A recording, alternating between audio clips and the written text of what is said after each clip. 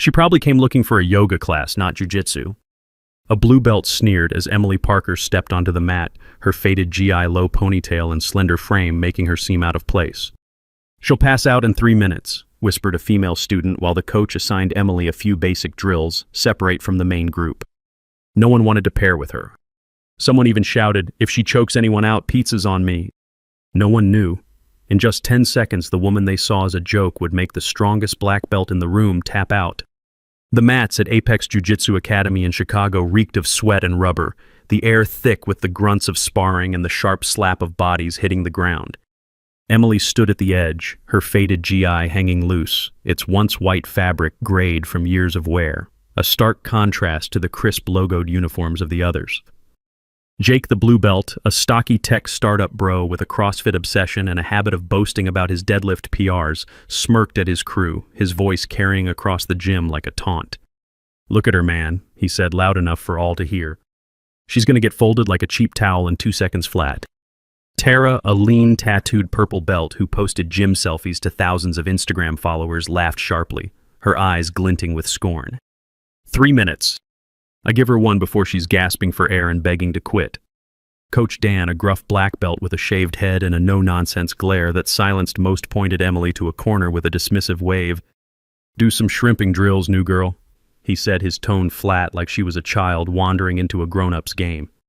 Mike, a lanky brown belt who bragged about his regional tournament medals at every chance, shouted across the mat, "Yo, if she chokes anyone out, I'm buying pizza for the whole damn class." The gym erupted laughter, bouncing off the padded walls, a cruel chorus that filled the space. Ryan, a white belt with a finance bro haircut and a Rolex.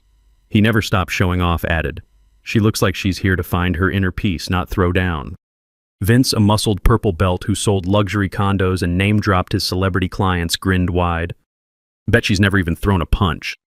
A girl like that should stick to Pilates or some crap."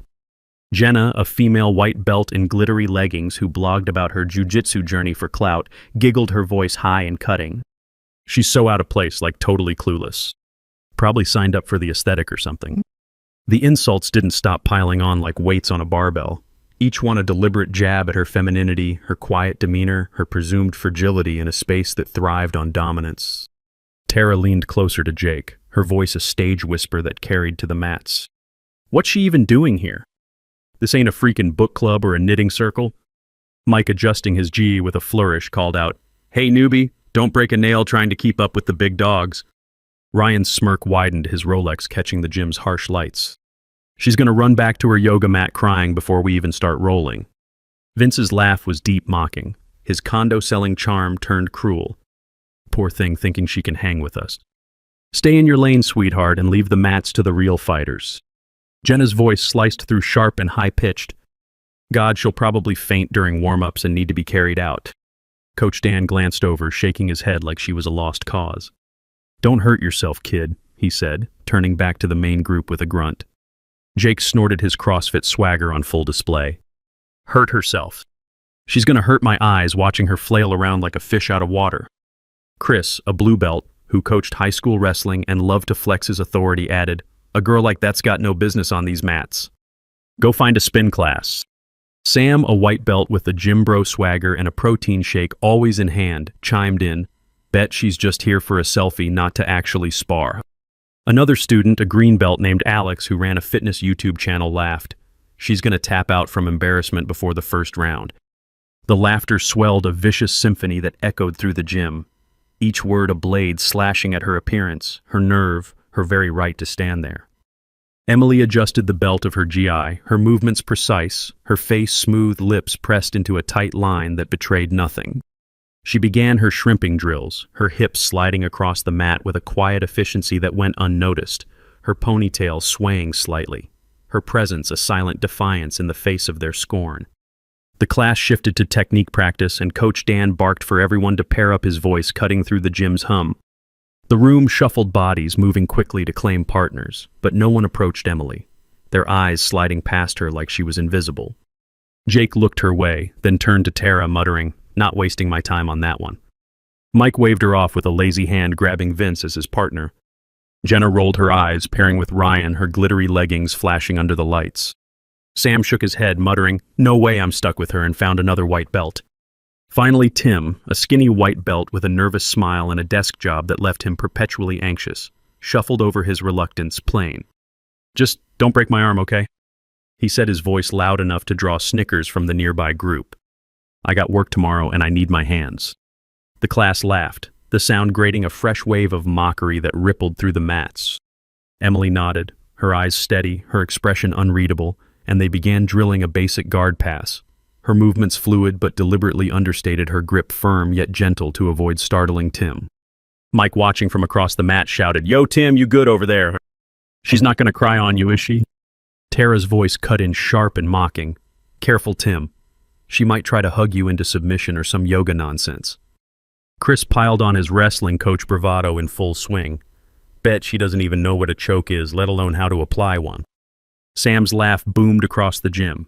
"She's going to tap out from embarrassment before we even get to the real stuff." Alex, recording a quick clip for his YouTube channel, smirked. "This is going to be the easiest role of my life if I get paired with her." The room roared, the mats trembling with their amusement, each jab a blade slicing at her for daring to exist in their space. Emily kept drilling, her face smooth, her hands steady, her presence a quiet rebuke that went unnoticed by the jeering crowd. She adjusted Tim's posture with a precise touch, but he flinched, muttering, "Easy, I'm not trying to get hurt here."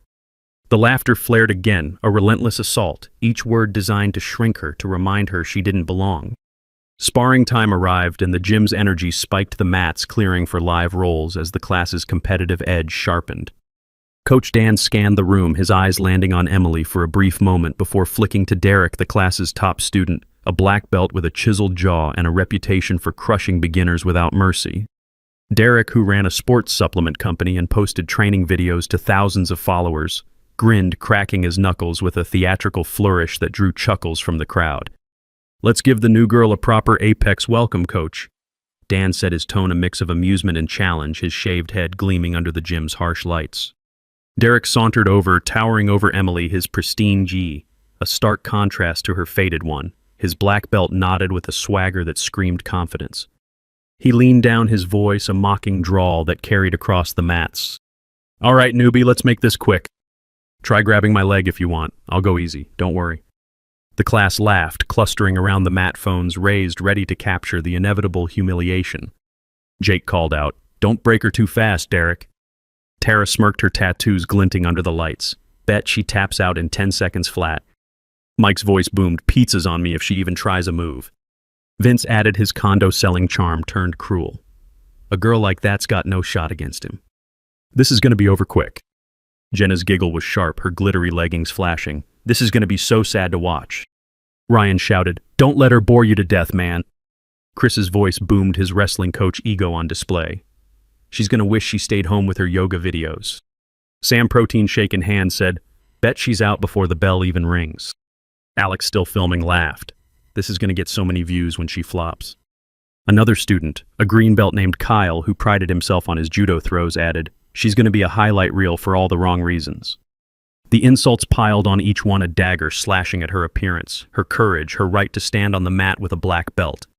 Emily adjusted her ji, her hands steady, her eyes meeting Derek's for a fleeting moment, calm and unreadable, before dropping to the mat, her presence a quiet storm gathering strength. The bell rang and the gym fell silent, the air taut with expectation, every eye locked on the mat. Emily dropped into a low stance, her guard perfect, her movement smooth as water over stone. Derek lunged forward, his grip lazy, his posture oozing arrogance, expecting an easy takedown against the frail-looking beginner. In a blur, less than 10 seconds, she pulled him into her guard with a deft tug, swept him with a precise flick of her hips, rolled to take his back, and locked in a rear-naked choke, her arm tightening like a vice, her legs hooked securely around his torso. Derek's face reddened, his hands flailing in a desperate scramble, his body twisting in a panic that shocked the room. He tapped out, the sound sharp and unmistakable, his breath coming in ragged gasps as he slumped to the mat. The gym froze, phones still raised, jaws slack, the silence so heavy it seemed to press against the padded walls. Jake stammered, his voice cracking, "What the hell just happened?" Tara's smirk vanished, her eyes wide, her tattoos seeming to fade in the harsh light. Mike's face paled, his pizza promise a bitter echo that hung in the air. Emily released Derek, stood smoothly and adjusted her GI, her face smooth, her ponytail swaying slightly, her presence unshaken. Coach Dan stared, his clipboard forgotten, his voice hoarse with disbelief. Who are you? The gym's silence was deafening, the weight of their misjudgment crushing the air, their laughter replaced by a stunned awe that left them reeling. Emily stepped off the mat, her heels silent on the rubberized floor, and reached for her water bottle in her plain gym bag. The gym remained frozen, the crowd's eyes following her every move, their phones still raised but no longer recording. Coach Dan scrambled to his laptop, pulling up her registration form, his face draining of color as he read aloud, his voice low and trembling.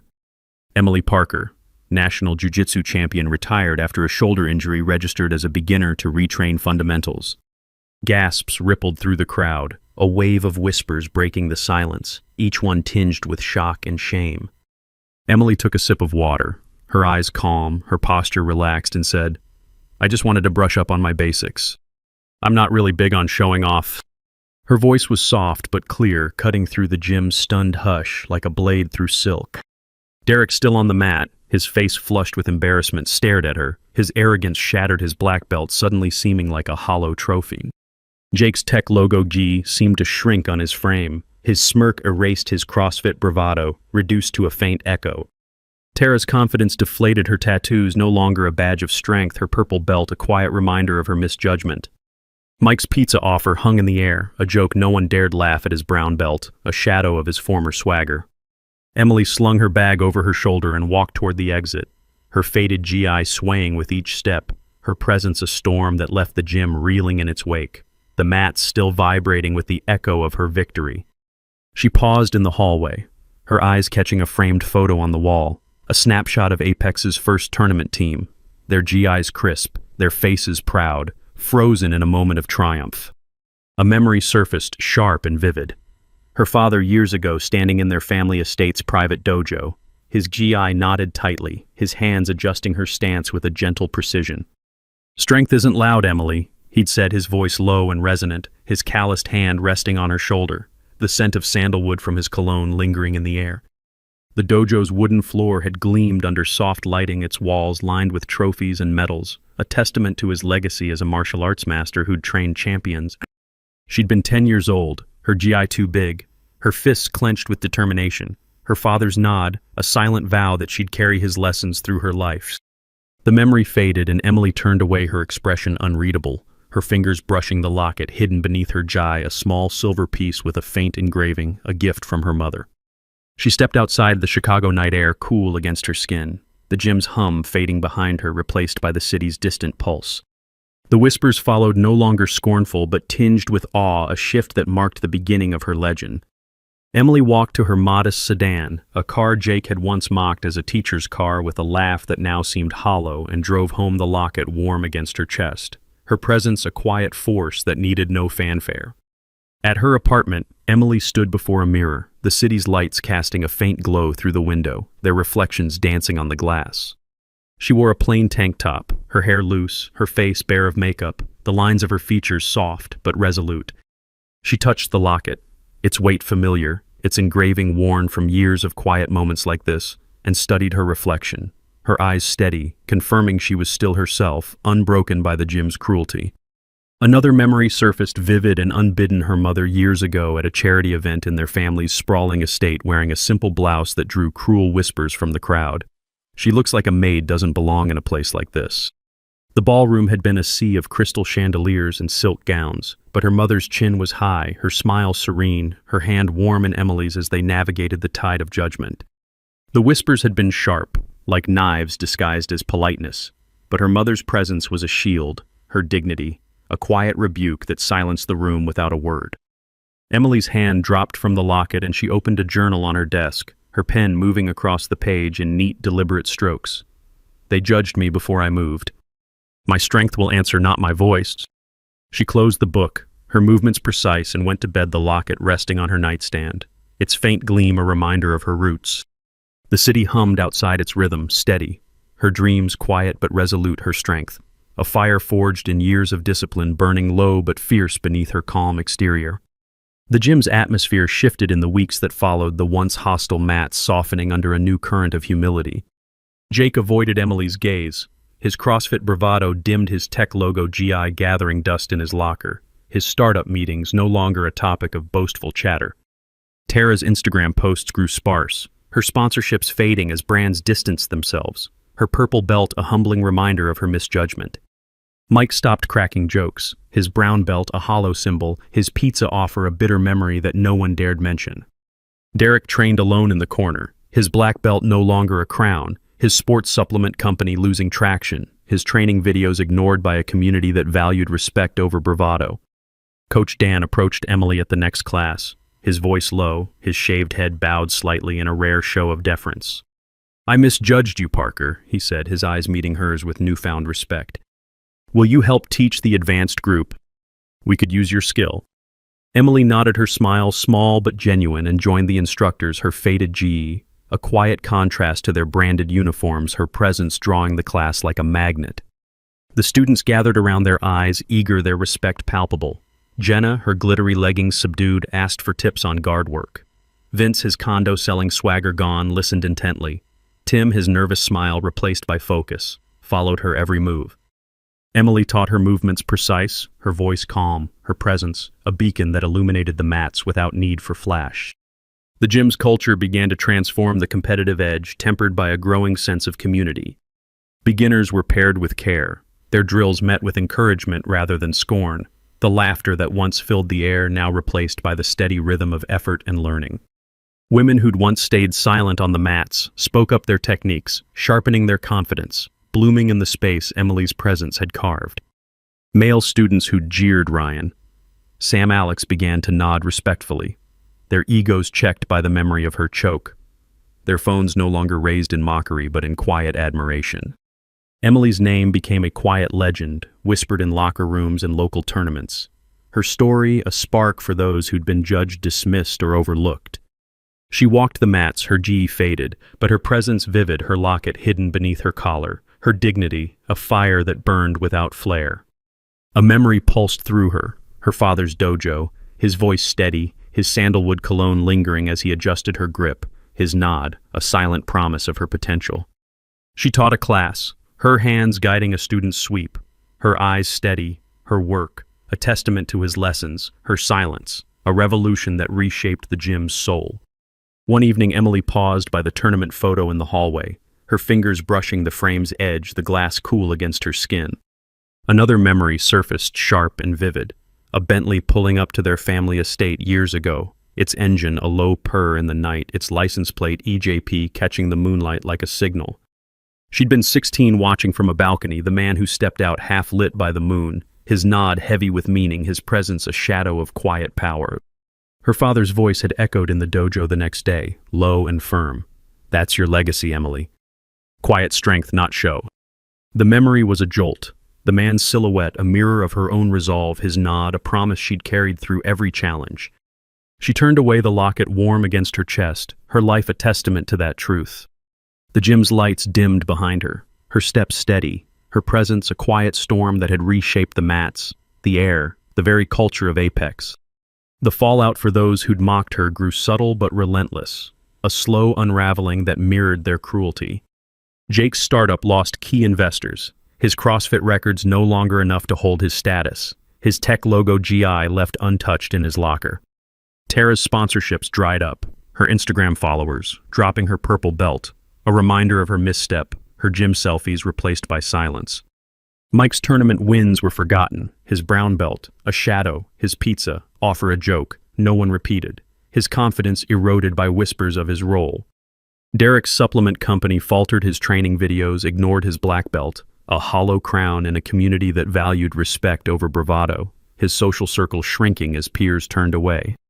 Their friends drifted, their invitations to local tournaments and gym events, vanished their shame, a mirror reflecting their arrogance. Emily didn't orchestrate their downfall. She didn't need to. The jiu-jitsu community, built on a foundation of respect and humility, turned its back on their cruelty, their losses a quiet consequence of their own words. The gym's mats, once a stage for their mockery, became a place of growth, the air lighter, the laughter replaced by the steady rhythm of effort and learning. Emily's legend grew, her story spreading beyond Apex to other gyms across Chicago. her name a symbol of humility, skill, and unshakable dignity. She stood on the mats teaching a class on sweeps, her voice calm, her gi faded, her locket hidden beneath her collar. A memory flashed: her mother's charity event, the simple blouse, the cruel whispers, she doesn't belong, but her mother's chin high, her hand warm in Emily's, guiding her through a crowd that judged but could not break them. Emily adjusted a student's posture, her eyes steady, her work a quiet fire that burned through the gym's past. The mats became a sanctuary, a place where beginners were welcomed, where women's voices grew louder, where men like Ryan and Sam learned to listen. She walked home one night, the city's hum, a distant echo, her locket gleaming her truth, a beacon that lit the way for others. The Bentleys' nod, her father's voice, her mother's strength. They wove a tapestry of purpose, her life, its brightest thread, her influence a tide that lifted those around her. The gym's transformation was her legacy, a quiet revolution sparked by 10 seconds that rewrote its story. Emily stood in her apartment, the mirror reflecting her steady gaze, the locket in her hand, its engraving a silent vow. Another memory surfaced: her father's dojo, the wooden floor, the trophies, his voice guiding her through her first choke, his nod a seal of her potential. The mats, the jeers, the cruelty, they were moments, not her story, shadows she'd outshone with a light too fierce to dim. Her silence, her skill, her fire. They reshaped the gym, a truth louder than the lies that had tried to define her. For those who've carried the weight of judgment, who've stood silent under scorn, this story is yours, a mirror to your strength, a reminder of your worth. Share it, hold it close, let it echo in your heart, and if it moves, you leave a comment, like a share. Join our YouTube channel where stories like this find their voice, where dignity finds its home. As Emily stepped into the cool Chicago night, the gym's fluorescent hum faded, replaced by the distant pulse of the city car horns, a faint siren, the rustle of leaves skittering across the sidewalk. She slung her bag into the back seat of her sedan, the car's plain exterior a quiet rebuke to Jake's earlier taunt, and paused, her hand resting on the doorframe. Her fingers brushed the locket beneath her guy, its silver cool against her skin, a tether to a past she carried without flaunting. She slid into the driver's seat, her movements deliberate, and glanced at the gym's glowing windows where silhouettes still clustered their voices, a low murmur of shock and disbelief. The memory of her mother's charity event surfaced sharp as a blade, the ballroom's chandeliers casting golden light, her mother's simple blouse drawing sneers. "She looks like hired help," a woman had whispered, but her mother's hands steady in Emily's, her chin high, her presence silencing the crowd without a word. Emily started the engine. The sedan's rumble soft and drove away, her eyes fixed on the road, her locket gleaming faintly in the dashboard's light. The gym's laughter, the jeers, the phones raised to capture her failure. They were already fading, mere echoes against the strength she'd shown in 10 seconds. She turned onto a quiet street, the city's skyline a distant glow, her posture perfect, her silence a fire that burned brighter than their scorn. Back inside Apex, the mats were still, the air heavy with the aftershock of Emily's victory. The students lingered, their phones lowered their faces, a mix of awe and shame as they replayed the moment: Derek's tap, Emily's calm exit, the registration reveal that rewrote their assumptions. Jake stood by the water cooler, his tech logo GI rumpled, his CrossFit swagger gone, muttering to Ryan, "No way she's a champ. Gotta be a mistake." Ryan, his Rolex glinting, shook his head, voice low. "She played us, man. Played us all." Tara, her tattoos stark under the light, scrolled her phone, her purple belt feeling tighter, her usual confidence replaced by a flicker of doubt. Mike leaned against the wall, his brown belt loose, his pizza offer a sour taste. No one mentioned his eyes, avoiding the mat where Derek still sat, head bowed. Coach Dan closed his laptop, his shaved head bowed slightly, his voice gruff but shaken. "We got it wrong," he said, loud enough for the room to hear. "She's the real deal." A memory flickered: Emily's first day, her faded GI, her quiet request to train basics, his own dismissive nod, now a weight on his conscience.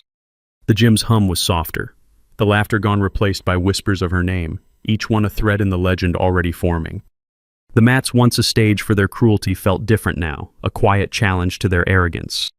Emily's sedan rolled through the city, the locket's faint gleam catching the streetlights as she stopped at a red light. Her fingers traced its engraving, a habit born in moments of stillness, and another memory surfaced, vivid and unbidden: a summer night at her family's estate. The air thick with cicadas, a Bentley pulling up its license plate, EJP shining under the moon. She'd been 16 watching from a balcony, her GI still sweaty from training, the man who stepped out half-lit, his nod, heavy with meaning, his silhouette a shadow of power. Her father had joined her, his voice low in the dojo the next day. "That's your legacy, Emily. Quiet strength, not show."